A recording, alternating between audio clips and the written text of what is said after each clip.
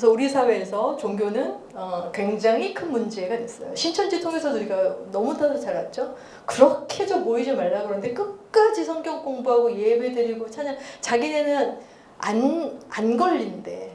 교회 측면에 그리고 개인 측면에서 볼 수가 있어요. 우리나라 기독교가 왜 이렇게 이 지경이 됐는지. 교회 측면에서는 두 가지로 얘기할 수 있을 것 같아요. 일상적인 독재가 이루어지고 교회의 존재 이유를 혐오해서 찾아왔어요. 한국 기독교는. 독재란 우리가 생각하면 뭐 전두환, 뭐 박정희 때 얘기했던 그런 정치적인 독재가 아니에요. 일상 중에서 내가 아주 자의적으로 결정한 어떤 거를 남아 타인한테 강요하는 거. 이 모든 거 독재예요. 종교가 그렇고 교회가 획일화된 걸 강조를 하죠. 심지어 우리 정신까지 쥐고 흔들려 그래요.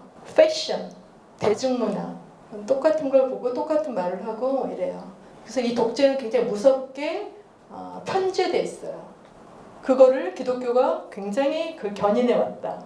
그리고 기독교의 존재 이유는 마치 악마화하는 타자가 있어야 돼요. 뭐 불과 얼마 전까지만 해도 그게 빨갱이였죠. 북한 절대 악.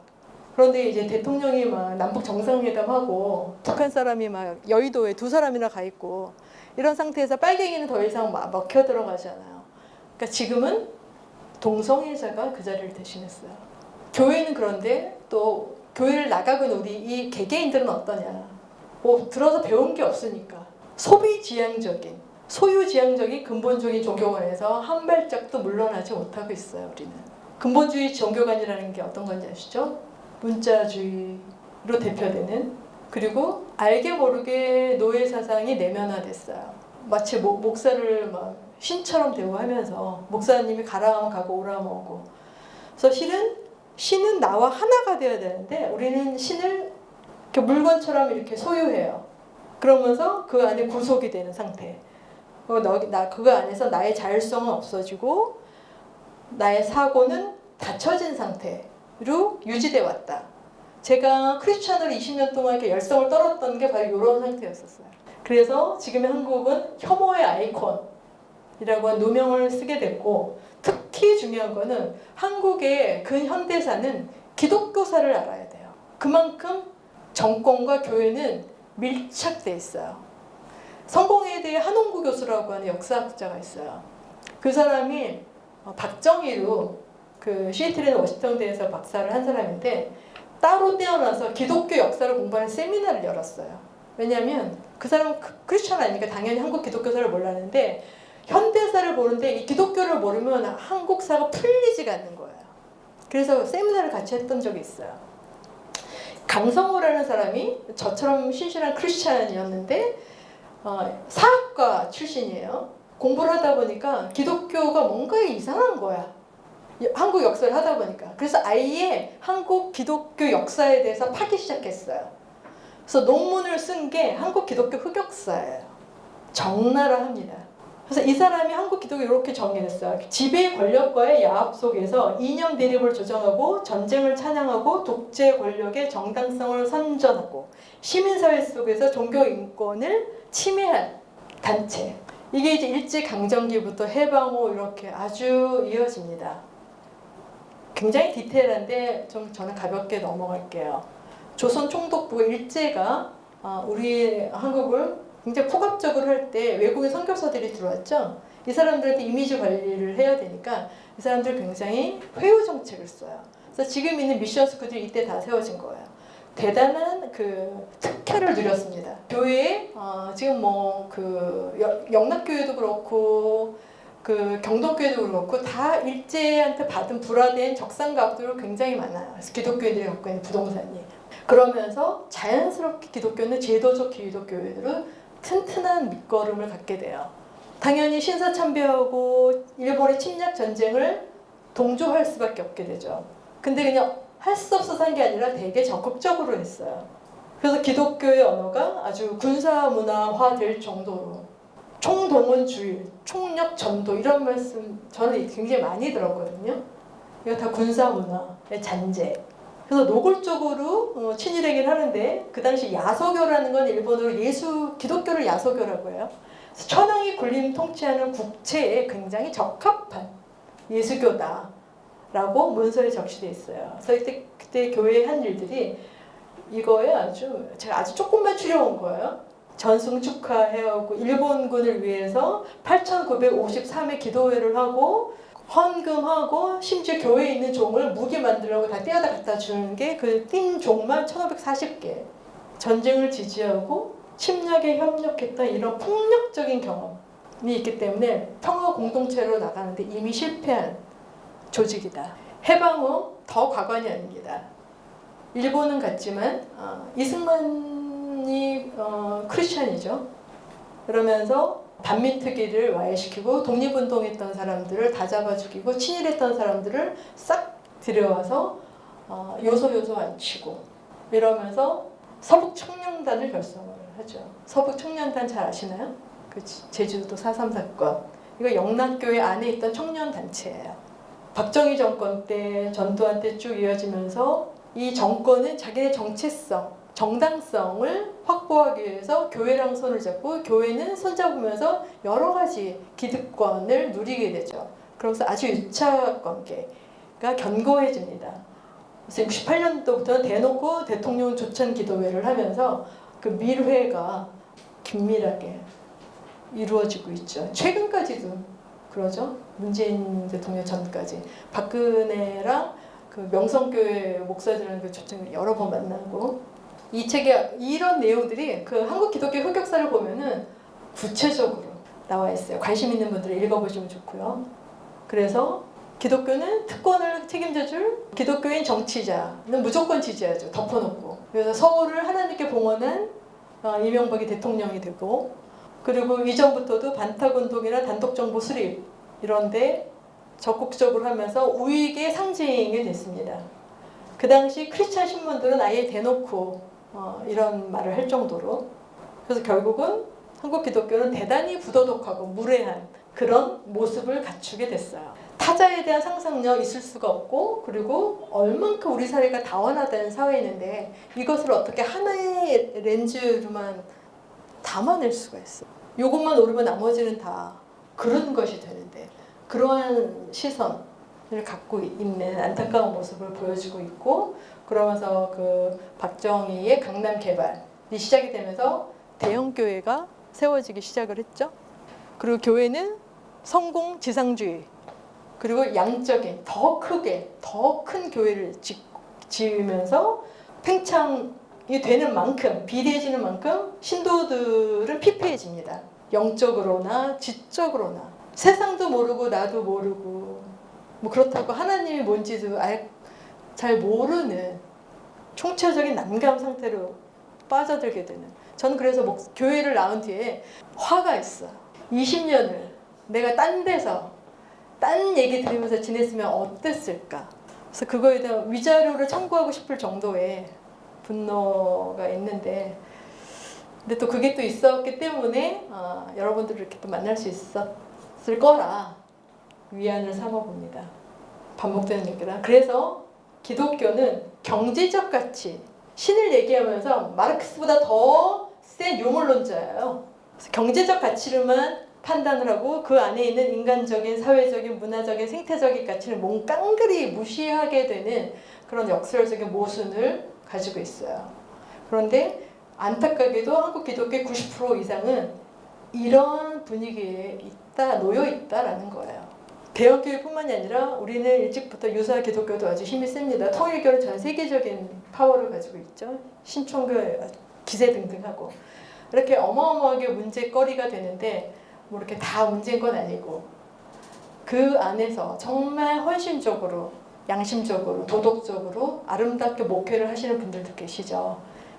일하시는 목사님 헌금으로 월급을 받는 게 아니라 진짜 뭐 이렇게 폐진 아니고 이렇게 제가 아는 목사님은 고철 이런 거 모으는 그런 일을 하시면서 자기 생계를 유지하시는 분들도 있고 또 어떤 교회는 일정 규모가 되면은 교회를 분리시켜서 계속 쪼개는 작은 사이즈를 유지하게끔 애쓰는 목사님도 있고 교회가 없는 교회도 있고 다양한 시도들이 이루어지곤 있어요. 근데 이거가 아직은 마이너이기 때문에 세력화되지 않은 목소리가 너무 작은 게 안타깝지만 있다. 점점 가난 신도들이 많아지죠. 안나가 신도들. 환영합니다. 경계노와 이런 분들. 기독교에 대해서 얘기했지만 불교도 우리나라 종교 인구의 절반은 불자입니다. 잠깐 가볍게만 얘기를 할게요. 우리나라 불교는 역사 시간에 배웠죠. 고기로 소수리망대 왔다가 백제 신라로 넘어갔는데 백제 불교는 일본에 굉장히 큰 영향을 줬죠. 그리고 통일신라가 되면서 불교 문화가 화려하게 꽃을 피웁니다. 근데 우리나라 불교는 다들 알다시피 그 토속신앙이랑 도교나 이런 거에 아주 굉장히 잘 섞여져 있어요. 그래서 사찰에 가보면 전각이 많은데 그 전각에 보면 상단, 중단, 하단이라는 게 있어요. 나눠져 있는데 상단은 부처님과 보살들을 모이는 정중앙에 있는 것이고 왼쪽, 오른쪽에 그 도량을 지키는 신중단이 있어요. 중단. 그리고 영가들을 모시는 걸 하단이라고 하는데요. 칠성각 같은 저건 이제 도교의 7가지 북두칠성을 상징하는 그런 걸 모신 곳이고 삼성각은 산신 이런 곳을 모신 곳인데 이런 정각들 부처님하고 아무 상관없어요. 그런데 사찰에 다 있죠. 얼마나 조화로워. 내치지 않잖아요. 다 품잖아. 그러다가 우리는 아주 그리고 특히 동북아시아에서 불교 전통을 이렇게 고스란히 유지하는 거 한국밖에 없습니다. 자부심을 가져야 돼 우리는. 그런데 일제강점기 때 일본이 대처승으로 만들어버려요. 다 결혼하게끔 비구들을. 그래서 절에 가면 기저귀들이 막 널려있는. 근데 그거를 이승만이 보고 불교 정화운동이라는 걸 한답시고 깡패들을 투입을 시켜요. 그래서 강목 들고 뭐 이렇게 불교에서 막 이렇게 싸우고 뭐 이러는 건 이 기원이 있어요. 그래서 정말 수행자가 아닌데 머리 깎고 승복 입고 그 스님 행사하다가 스님이 된. 근데 그런 분들이 조계종 안에 권승들로 자리를 꿰차고 있는 스님들이 꽤 있어요. 그래서 불교에서 나오는 잡음들이 있는 아쉬움들이 이것도 역사의 아쉬운 면이에요. 이런 거 좀 아쉽고 그리고 불교는 이판사판이 있는데 이판은 수행하는 분들이에요. 참선하고 이런 행정에 관여하지 않는 수도자고 사판은 사찰을 운영하는 일하시는 분들 이렇게 분리가 되어 있고 제가 원하는 거는 그냥 행정은 안 했으면 좋겠어요. 수행자들은 그냥 다 수행하게끔 하고 그런 일은 그냥 제가자들이 하도록 제가 조계종에 몸담에 있다면 그거를 위해서 아마 이렇게 운동을 했을 것 같아요. 그리고 한국 불교의 문제점은 제가 느끼기에는 너무 과다한 공양 문화 보살님들이 극성이다 보니까 너무 막 스님들한테 해서 스님들을 오히려 이렇게 스포일시키는 그런 기능이 있어서 제가 그 조직에 있어 보는 느낌상 좀 안타까워. 그런데 한국은 1700년의 명상이라고 하는 참선 전통이 아주 원형 유지가 잘 되고 있고 더 놀라운 거는 전국에 인프라가 너무 좋아요. 좋은 데 가보면 다 절이 있고 거기서 다 수행했던 흔적들이 있어요. 그래서 제 사진에 아까 봤던 그 외국인들 있죠? 그 사람들은 한국에 와서 한국의 선방에 앉는 게 로망이에요. 특히 서양인들 중에서는 어느 정도 지적이고 좀 이런 사람들 다 명상해요. 그래서 우리나라도 앞으로는 이제 명상하는 사람과 명상하지 않는 사람으로 구분이 될 정도로 굉장히 중요한 포인트예요. 나를 알고 내 신을 알려면 명상을 하셔야 돼요. 근데 서구인들은 그게 신앙이 아니라 그 종교랑 상관없는 거니까 실존적으로 내가 나의 존재를 확장시키는 거니까 아주 진지하게 하고 있어요. 그래서 제가 있었던 선방도 3개월 수행을 하는데 외국인들이 많아요. 그래서 3개월 휴가 받고 오고 어떤 커플은 결혼하고 20대 젊은 커플이었는데 3개월 동안 명상하러 들어온 친구도 있고 이스라엘에서 온 친구도 프랑스 할머니도 있고 정말 진지하게 수행을 합니다. 그래서 우리나라에 이렇게 사찰이 있는 그림 달력만 봐도 막 너무 아름답다 그러고 안고 싶어 해요. 근데 우리 한국에 있잖아요. 근데 선방에 가보셨어요? 누리셔야 돼요. 이거는 한국의 엄청난 큰 저력이에요. 그래서 K-불교 기대가 되고 있고요. 이 사진이에요. 이건 화계사, 서울 화계사에 있는 국제선언이에요. 제가 현각스님 만났던 곳도 여기인데 여기서 참선할 땐 외국인들이 빼곡히 들어앉아 있어요. 한국어로 막 반야심경, 뭐 천신경 다 외워서 할 정도로. 그리고 이거는 대전에 있는 무상사라고 국제선언인데 이거 숭산 스님이 다 이렇게 생전에 셋업을 한 곳이에요. 여기 외국인 수행자, 저기 홍콩 사람, 제가 같이 결제했던 분들 사진이 있더라고요. 홍콩 분, 말레이시아, 미국인, 폴리시 이런 세계 각곳에서 와서 수행하다가 출가해서 이렇게 스님이 된 사람들 굉장히 많아요. 한국 불교 대전에 있는 제가 피린 갔던데 엄마 몰래 제가 여기 살았는데 수행자들 뿐만이 아니라 전 세계 제가자들이 참선하겠다고 몰려들어요. 몇백만 원씩 내고서 사일런스 묵어나면서 너무 좋습니다. 그래서 많은 철학자들이 불교가 어떤 것인지 얘기해요. 우리나라에서는 마귀 사탄 끝. 너무 창피해. 그 무식함, 용감한. 에리 프롬은 이렇게 얘기해요. 에리 프롬도 선수행을 한 사람이에요. 선은 내가 알고 있는 한에서는 가장 세련된 반이데올로기적이고 이성적인 체계이며 그것은 비종교적 종교를 발전시키고 있다. 선이 지식인들 사이에서 열렬한 관심을 불러일으켜 서양 세계에 지대한 영향을 미치게 될 것이라는 생각은 터무니없는 것이 아니다. 인본주의적 종교로 가장 좋은 본보기는 불교다 라고 얘기하고요.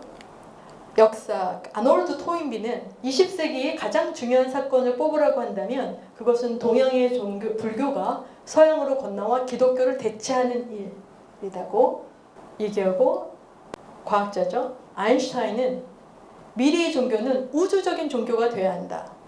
자연세계와 영적인 부분의 통합이야말로 진정한 통합이기 때문이다. 나는 불교야말로 이런 생각과 부합한다고 본다.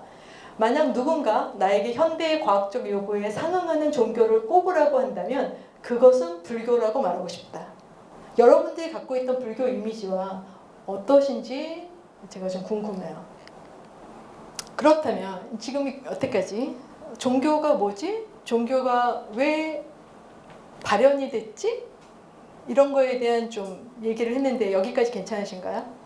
그 가운데 한국 종교는 굉장히 독특하고 유별나고 실제로는 지금 문제가 되고 있어. 사회적인 문제가 되고 있어. 그래서 발목을 잡는 문제가 되고 과잉 상태야. 여기까지예요.